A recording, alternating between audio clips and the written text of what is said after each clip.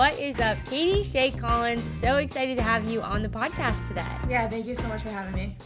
Let's go. Well, for people who don't know, Katie is an absolute stud on the soccer field. So I'm so excited to ask you about your freshman year at South Carolina, your faith, and just soccer as a whole, because I know you've got a lot going on just even this summer. But we'll kick it off with the question that I ask every guest on the What's Up podcast is, what are you all about right now? Yeah, I am just all about playing with joy and also just spreading, God's message and just living like Christ.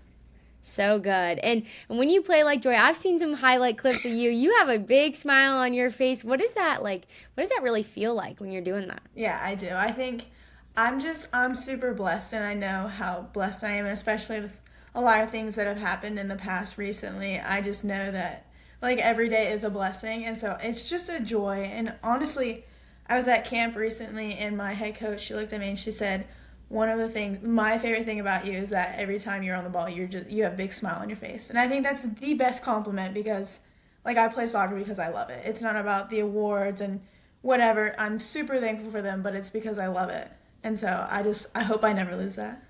So good. I don't think you will, and it's cool to hear that, even just from your coach, as someone who sees you in all aspects, right? They see you in the workouts, they see you in the hard moments of the soccer field, and she's saying that about you, which is so cool. And I'd love to ask you quickly about the workouts, because off camera, we were talking about your fitness and run tests, but South Carolina doesn't have conditioning testing. Is that correct? No, I know. This is crazy. This is when I was getting recruited, I was like, what? Anyway, so our preseason starts July 28th, and we report everyone on the team around June 15th, June 20th. Like this year I came on the 15th, and we run pretty much every single day. We lift in between, and if we're fit by the end of it, which is almost impossible not to be, you don't have a fitness test. So I've never run the beep test here. I've never done any of it, and it's fantastic. And don't get me wrong, we're out there like 5 a.m. because it's 95 degrees here, but it's worth it 100%.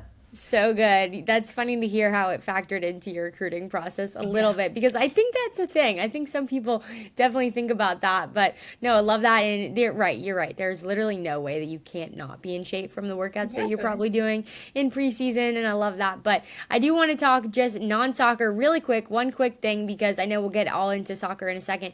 What's been the most fun part of your summer off the field? Oh, okay. See, hear this. So, we're out at 5 a.m., right? But that means we're done by, let's say, 8 a.m. at the latest. And so at South Carolina, there's these dorms called 650, which is where all the freshmen come. And even though we're not freshmen anymore, the whole team will meet up there, and we go play in their pool, and we're so competitive. And so we will literally bring, like, any ball, softball, like any ball, like a volleyball. And we play so many games, and it's so much fun, and we get to do it like every day. So fun. Pool party. What a fun. Exactly. That is a real, and I bet you too, it's like a good little pool recovery, like that's what we tell our trainer, you know what I mean? Doing two things at once. And just the team atmosphere and chemistry is like unbeatable in my opinion at South Carolina. So I'm just lucky that I want to spend 24/7 with them. Yeah, that's amazing. And you're not only there with your teammates, you're also at South Carolina there with your twin brother, Patrick. Yes. And I got to go to school for 3 years at Boston College with my little sister, Mallory. And so we had that overlap. But you really are overlapping with your twin brother. So what's that been like? I remember, so I committed pretty early for soccer. And I remember he was going through his own process as just a student. And I remember I was like, you can go wherever you want. Like, it's, obviously I went to SEC because I want him there, but you do you, like, it's your journey, whatever. And I remember the one night when he got into both, too. Like, 2 of his top schools, he got into both. He got, like, nursing. Like, he's incredible, so smart. And he, like, pulled me over. And it was kind of, he tricked me, too. He was, like, sad. And he was like, hey, I have something to tell you. And I was like, what? And then he was like, I'm going to South Carolina. And I just, like, lost my mind. And last year, we lived maybe 2 minutes apart. And so he came over almost every day. Like, we were inseparable. And I'm so thankful that he chose there. And even this year, I think we're going to be even closer. So I hope we get to continue and do it for all 4 years. Wow, that is so wild. Just like the close proximity too that you guys live, like that you live at school. That is so crazy. What's been like one of your favorite moments, maybe from last year, getting to go to school with him? Ooh, that's a good question. Okay.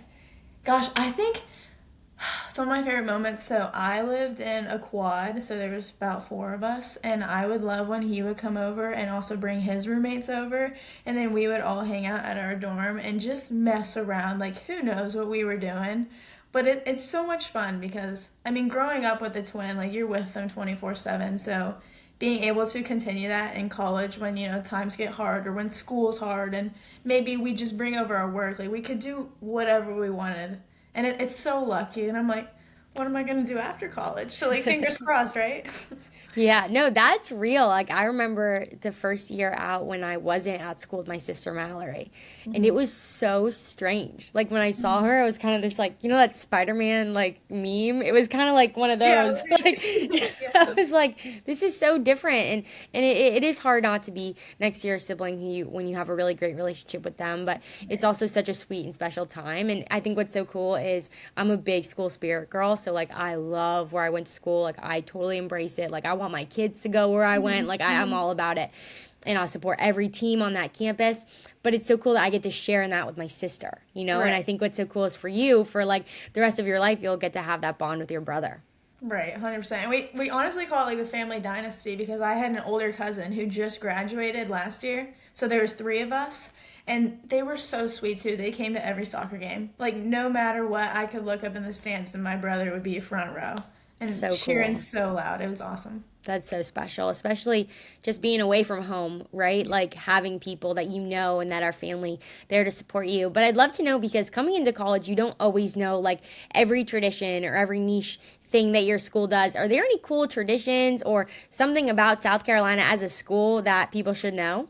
Yeah, I mean, I think one of the coolest things for me is that we're a women's sports school. And obviously, like, women's basketball, so amazing, so awesome. They win all the time, right?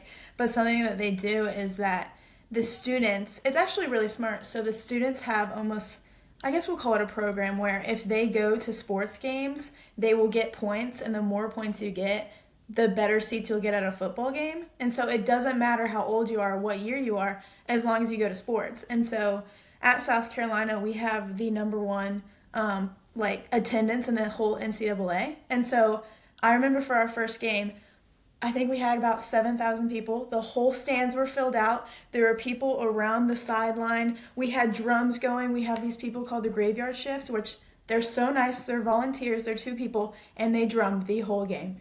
The whole game. When No the other way. team gets the ball, you know what I mean? Just trying to get in their head, and it's so special. And then also we play Sandstorm, which is like our school name or our school music, whatever. And so every time there's a goal, the lights start flashing. And you go, Yeah. it's So awesome. a lot of times because you score a lot of goals. Oh, There yeah. you had a lot of hat tricks last season, but I do want to go to one that was in your very first college game. Okay, you scored with I think 41 seconds on the clock to start the game. I mean, it was like it was like a record. Truly incredible. And then not only that, you went on to score two more goals. So you had a hat trick in your very first college game.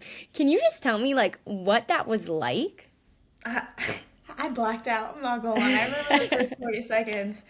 I don't even remember the ball going in. You know what I mean? But seriously, I couldn't have done it without my team. My team was incredible, and I think I'm super lucky. They set me up like so much last year. Sometimes maybe I was the one who's getting the goal, but they did all the hard work. You know what I mean?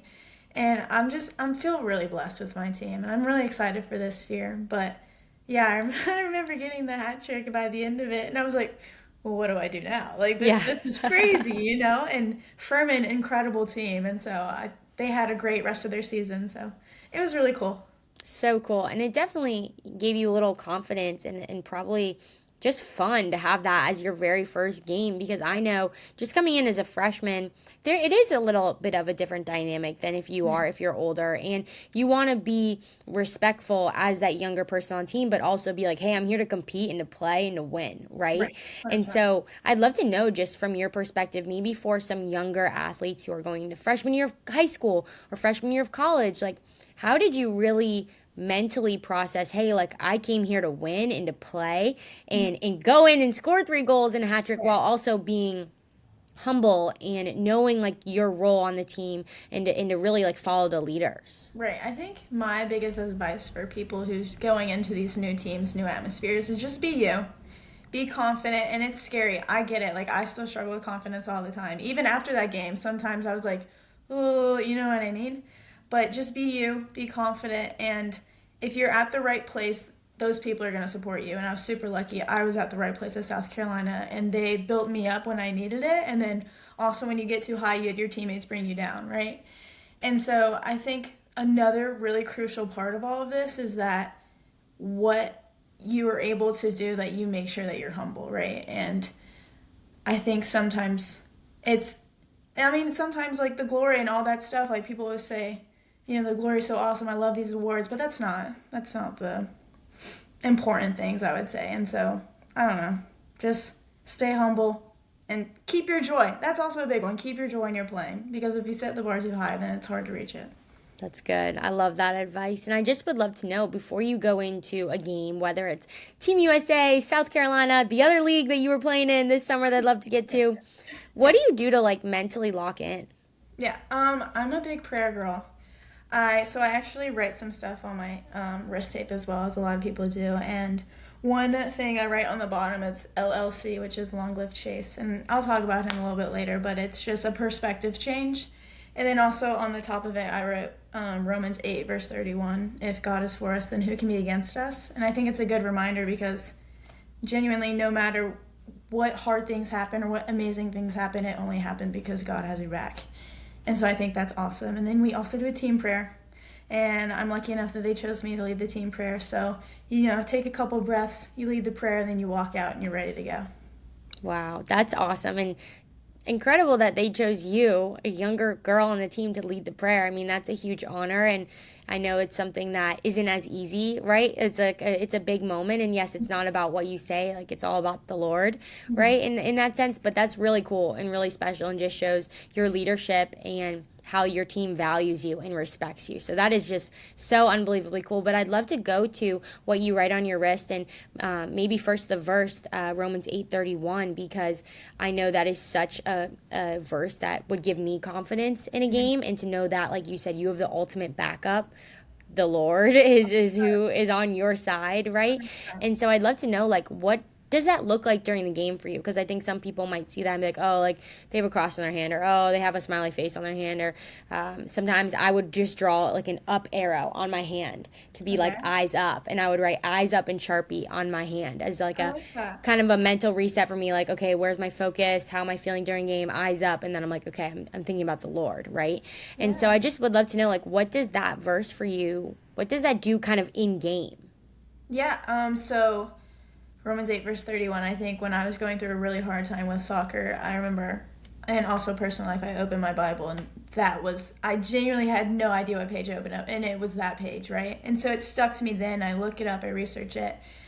And then again, like you said, it's audience of one. It's God, when God has your back, like that's all you need. And so before the games, right before the whistle, I get down on my knee and I just say a quick prayer, and I say thank you to Chase, who is my friend who passed away, and then I also tell God, like, thank you for letting me be on this field.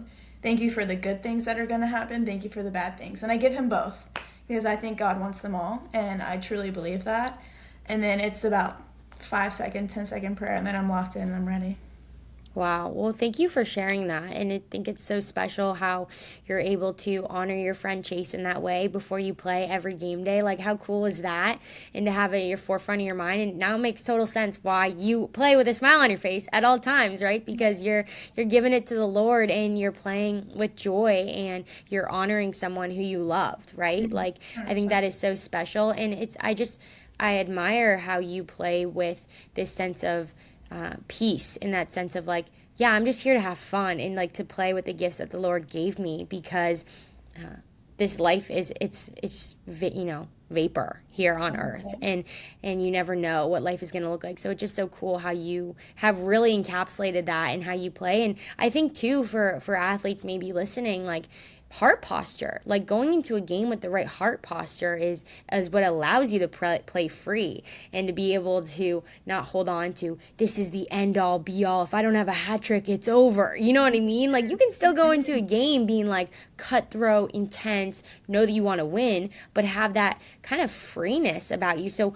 how do you feel like maybe that pregame prayer or just setting your heart right in that way helps you when the whistle blows? Right. I think it sets the mindset. For me, I think that soccer's super physical. Obviously, it's a hard sport, but also it's like 70% mental. And if you don't go into that game believing in yourself, then it's not going to matter what you do, right? And so I think if you go in with confidence and you go in with the piece that if you mess up, have the mindset of a goldfish. It does not matter. It's the next 5 seconds, right? And it's in soccer. The crazy thing about soccer is it's a 90-minute game. That's longer than most games, right? And it takes 10 seconds to score a goal. It also takes 10 Or seconds. 41 or 41. Exactly, but it also takes like 2 seconds to mess up, and you have however many seconds, I don't even know that math, to like get better and to do something different, right? And so it's such a mental battle, but it's something that you will battle with every day, if that makes sense. And it's something that you need to work on every day. And the little things that you don't think will make a difference, like talking to yourself and being positive, it actually makes a huge difference. That's incredible advice. And it's so impressive coming from you because you're so young in your career. Like, you have so much soccer ahead of you. And it's just so cool to hear, like, where you're at. And I'm excited to cheer you on. I'm like, let's go. But I'd love to know because you don't just, like, come out of the womb and you like know all these things and you have this great perspective. And like you said, it's a constant battle every single day, every single game day. More so probably at practice, right? You have to practice these things at practice. So I'd love to know, like, who in your life has really shaped your ability to have that perspective on the soccer field, and maybe like even throughout your first year of college, what did the Lord really teach you about how to view your soccer career?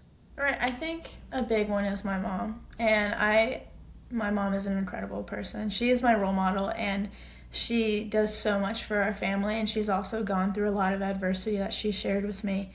And she's been able to overcome it. I remember I was asking her, I was like, what do you do? And it's like all those things that I've been telling you, those are advice that she gave to me. And so I'm hoping that if anyone's listening to that, they just take one of the things I said and try to apply it to their life. But something here at South Carolina that's been really helpful. And I also experienced it in high school because I went to a Catholic high school. And so I was always, surrounded by religion. Um, it's just, I do FCA here, and they're like, soccer at the end of the day, like, that's not the goal, right? The goal is making it to heaven. And it's so incredible as an athlete that I am able to do two things I love. I get to praise the Lord while also playing the sport I love. And so at the end of the day, I want to win no matter what. Like, promise you, I'm going to give everything I have to win. But I also know that at the end of the day, a loss is a loss, and I can't change it when it happens, right? When that final whistle blows, I can't do anything, but I can control how I act, and I can control how I give it up to the Lord and how I will train for the next day. That's so good. You said so much there that I want to talk about. I think Yes. I'll start with first, like, Okay. you can control how you act after, Yes. like, a loss. And Yes. I think that was something that I didn't do well early in college. Like, I really think back to that time when we'd have a loss, or I wouldn't play well, or the game didn't go the way that I thought the game was going to go. And I really don't think I handled the loss well, like for the other people around me. And so I think it took a shift when I got to my last 2 years of college to be like, you know what, regardless of the outcome of the game or regardless how I played, there are people here who came to support me and love me, no matter whether I played in the entire game, no matter whether I rode the bench, no matter if we won or not. Like, they're still here and they love me the same. And I think it took me to like kind of take that like selfless approach and not be down on myself and really ruin the room and the vibe Right. around me. It was like, hey, it's not about me. Like, yeah, I'm going to handle that in film when I go back to my room. I'm going to handle that and when I study what went wrong, and I'm going to handle that when I'm on my own. But right now, like post game, right after, like I have to be unselfish and just know that like I'm loved regardless of the outcome of the game. And so I love that you said that because it's so important, and it's something that I don't think I did well early in my career, and I really had to learn and be like, you know what? It's not about me. It's about like the opportunity that I have today, and I get to be at a game day with my family and my friends who love me, and my team who's still Right. here. Like we're in this together. This isn't like an individual sport, you know? Right. So I love that you said that, but I want to go back to FCA because I Yes. know a lot of college athletes have been greatly impacted by FCA. What does that look like at South Carolina? FCA is incredible, and I want to give a huge shout out. Her name's Ryan, and she's kind of the one who focuses on FCA for our soccer team. And she used to play soccer, so similar story. She understands us super well. And I remember she would always reach out to us, all of us. She's like, "Come, just one of them, just see how it is. Just come worship with us. Like, just give a little bit of you, and you'll get so much back, right?" And I remember I had labs every Monday night, so I couldn't do it in the fall. And I'm sad I couldn't because I finally started doing it in the spring. And it was like life changing. It genuinely was. And hearing the preacher just, it's almost like when I would go, he would be speaking to me. And obviously he's speaking to everyone, but it would hit me so hard sometimes. And I'm so grateful that I've started going. And I remember afterwards, so it was like this summer, she reached out to me and she was like, "Hey, what do you feel about being a co-captain for leading FCA for your team this year?" And obviously I'm a little nervous. Again, I'm young. I just want to spread the word. Like I don't want to impose too much, but I just I kind of prayed about it, and I feel like the Lord has pushed me to do it. And we actually got on a phone call about it yesterday. I'm going to try to do it, and I'm really excited. And my whole goal is that I just want to change one person's life. You know what I mean? Just maybe bring one person closer to God, and I'll be happy about it. That is incredible, and congrats on that, opportunity to lead that group. It is so cool, and it is hard when you're in season or you have labs. So what are you studying that you have labs?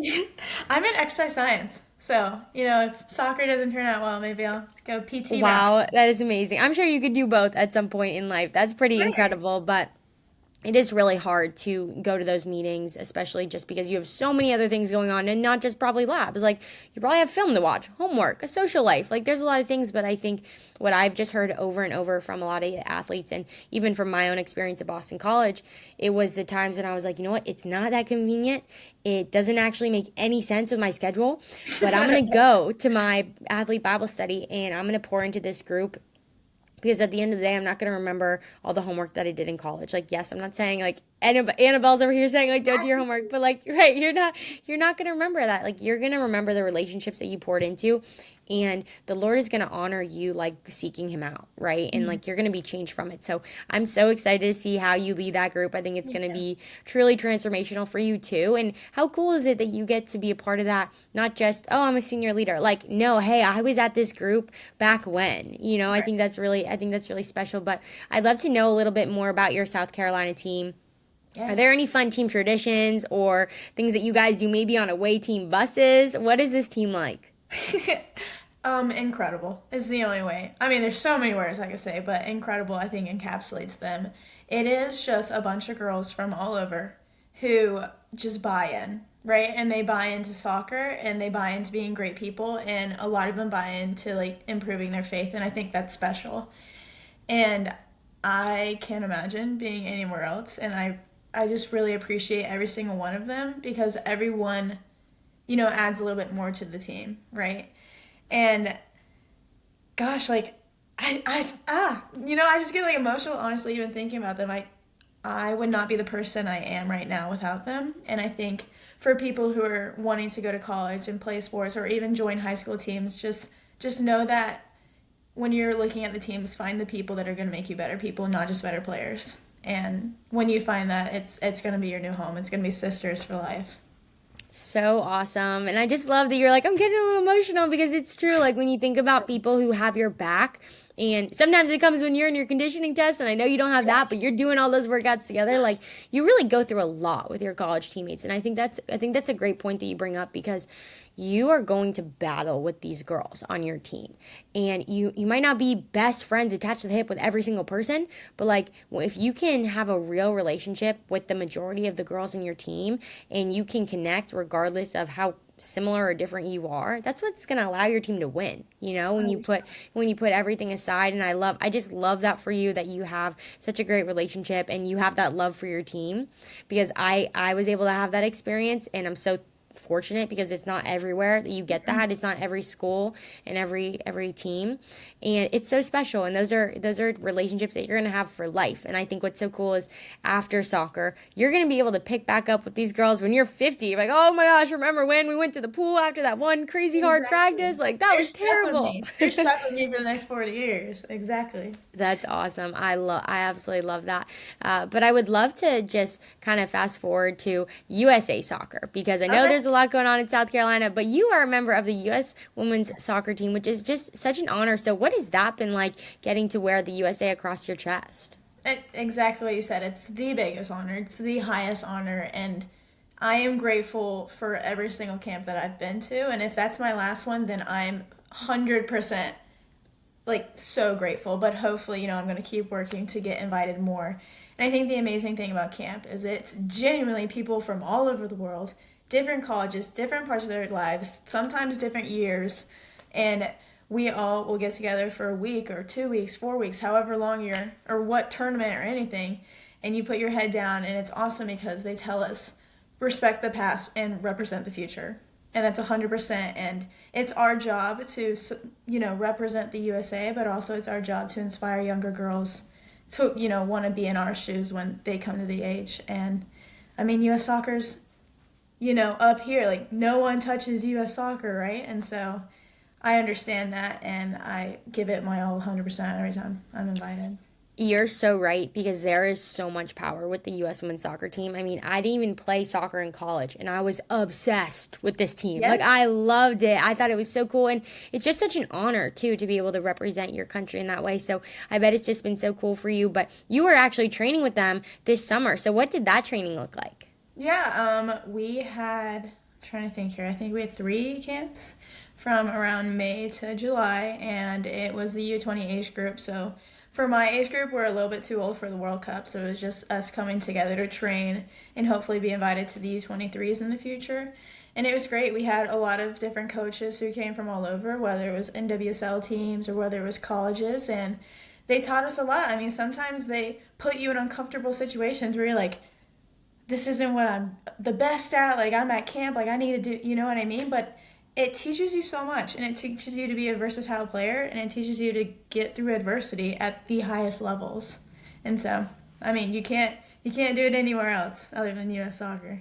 You're battle tested for sure. That Yeah. is really incredible. But I'd love to know just a little bit more about those training camps, because I know in women's lacrosse there are certain drills that get, carried down from US lacrosse to development team to college teams, and it's like kind of the known thing, oh, this one drill like is so brutal, it's so hard, but like you do it at every development camp, you do it at every USA camp, you do it at the highest level in college lacrosse at their practices, and it's got a name. It's called like the USA drill, because that's where they do it at camp, and it's so fun, so competitive, but like you're just dead at the end of it. Yes. It is like people dread it when they say you're doing it. So is there a drill like that in the US women's national team? I think okay, so this one's a little bit different, but I see where you're going with it. So it's just 5v5, and everybody knows what 5v5, but with US soccer, it's like do or die, right? And it's always a competition, no matter what. And you get first place, and sometimes there's like a little Lego trophy. And everything is super quick there, and it's just timed and whatnot. And so when you do 5v5, you might be on the field for 60 seconds max, but you are literally throwing your body. You're running as hard as possible. You're back and forth, and absolutely dead by the end of it. We've maybe played a total of 4 minutes, and you're dead. And so, but the great thing is we love it. Every time there's 5v5, we're hooping and hollering. We're ready to go, and we're just waiting for the practice, to get towards the end where we can play 5v5. All right, 5v5. So it's a good thing, but a really hard thing is what you're saying. Yes, yes. That's so awesome. Well, Katie, I do want to bring up an Instagram post that you had about USA Soccer. I think it was a year ago. And I'll read you the caption because if someone said this to me, I'd be like, I post Instagrams all the time. I don't know what post you're talking about. So I'll read you the caption. Okay. You said a year ago, a year ago, being on the national team seemed impossible, yet less than 365 days after my first call up, I've now had the biggest honor of being an alternate for the U20 World Cup. Never lose hope because you never know what God has in store for you. Hashtag Romans 8:31. So, and then you said, what then shall we say to these things? If God is for us, who can be against us? Which is the verse. And so I'd love to know, like, just looking back then to now, what did that caption, like, what did that time of your life really mean? I'm so grateful. And growing up, I wasn't even ECNL until pretty late in the game. And so being on the national team, it was just a dream, right? And we're going to be honest here, like, I really wasn't close to it. And I worked my butt off, though, because that was the dream that I was going to achieve. And I set my mind, I was going to do it, right? And I remember it was going into my junior year, I believe. It was September one year, I think 2022. And I got an email, random night. And I was doing actually a project with my twin brother. And we were like, it's pretty late, 9:30, like we're ready to go to bed. And we were just a little agitated, we're ready to be done. And I get the email and it says US Soccer. And I'm like, I don't get these. Like, what is this? And I just, like pull it down and look at it. And it says, congratulations. That's all I read. I started running. I ran to my mom. I even left my iPad that I was using. Like, I didn't even read it. And I was like, oh my God, I just got an email from US Soccer. Like, it's going to happen. And my brother comes in with the iPad and starts reading it off. And I actually was invited to go with the U19 team at this time and play in the Pan American Games in Santiago, Chile. And we were there for about 4 weeks. And so we had a camp for the first week, and then the tournament was 3 weeks long. And it was us who were U19, so we were about, I think I was 17. I actually had my 18th birthday at the camp. And so Wow, what a cool place to have your right? birthday. I'm always going to remember that. And we were playing full national teams, though. So, like, we played the full national team of Costa Rica and I can't remember the other, I think it was Bolivia. Like, we played the full. So that was awesome. You know what I mean? Just playing against however old players who are incredible for their country. And then ever since then, I tried my hardest and I kept getting invited back and super grateful and excited and surprised every time I got the email. That never changes. And then I was at South Carolina, actually, I think it was like first or second month there. And we were actually in our 10-day break, so I wasn't even here, like present, you know what I mean? I had gone home. And I remember Jamie was like, hey, just check Jamie's my coach, Coach Jamie, incredible. Him and Coach Shelley. And they told me, make sure you're checking your email. And I was like, what? What do you mean? You know what I mean? Like, why? But they didn't tell me because they wanted it to be a surprise. And I ended up getting a call from the U20 head coach, like a physical call, which also never happens. She was like, hey, we'd love for you to be an alternate for the U20 World Cup. We know, like, it's pretty soon, but you've worked hard, yada, yada, yada. And so being able to go there with the incredible players, Ali Setnor, Claire Hutton, who are in the NWSL and doing incredible, like everyone is, right?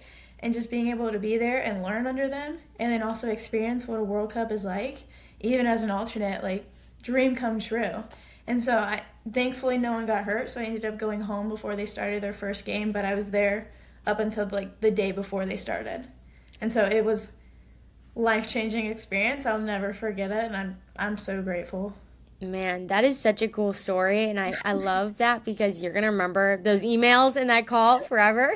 And it's nerve-wracking for sure. I mean, man, I remember getting emails from tryouts and just refreshing my email like, oh my gosh, oh my gosh, oh my gosh. And the hardest part is it's not always like right off the bat that says congratulations. It's like, this is the roster. You're like finding your name. Right. So I just love that. It's so cool, and what an awesome opportunity for you to, like you said, just kind of get a glimpse of the team and like what that looks like. And you said 4 weeks. I mean, that's a long time to be with the team, and I just think it's so cool because it's really, I think, going to propel you into your future with that team, and to be able to have like snippets here and there of it, even if you are an alternate, like it's still so cool. And what an awesome way to just prepare, right, for the future. 100%. So it's so cool. But there's another soccer league tournament, I think it's Yes. called, that you guys Yes. playing this summer with Team Solo. I never Yes. heard of this. Can you explain what this was? Okay, so it's called the TST tournament, which I think it stands for the soccer tournament, and it is actually the only tournament in the world that is equal pay for both the women's and men's side. So it's a super huge thing. And the men's has been going on for quite a while, but the women's side of it started 2 years ago. So this was the second time ever this summer. And I remember hearing about it, and I saw it all over like TikTok and ESPN. Like it was incredible, and it's really cool because it's 77, and it's like a forward's dream. And so I remember watching it, and I was like, I would love doing that. But it's a huge tournament. I had no idea how you get into it. The year goes on, right? And then again, it was end of spring, and he's just an acquaintance, a coach who's really awesome. He reached out to me. He was like, hey, have you ever heard of the TST tournament? I was like, yeah, of course I have. And he told me, he was like, well, we're thinking about creating a team. And he didn't tell me who it was with. He was just like, it's an ex-national team player. She's incredible. She was on the full national team, and she's thinking about creating a team, and she'd love to see if you're interested. And he's like, if you want to get on call, like, let me know. And so obviously I'm like, I don't know what to do. Like, this is a big choice. Am I going to be available? Stuff like that. So I was like, yeah, I'd love to hop on a call and hear more. And then a couple of days later, before we got on the call, he sends one text, and he's like, it's Hope Solo, by the way. I was like, okay, I'm in. I'm in. You know what I mean? Like, what do you mean? Of course I'm in.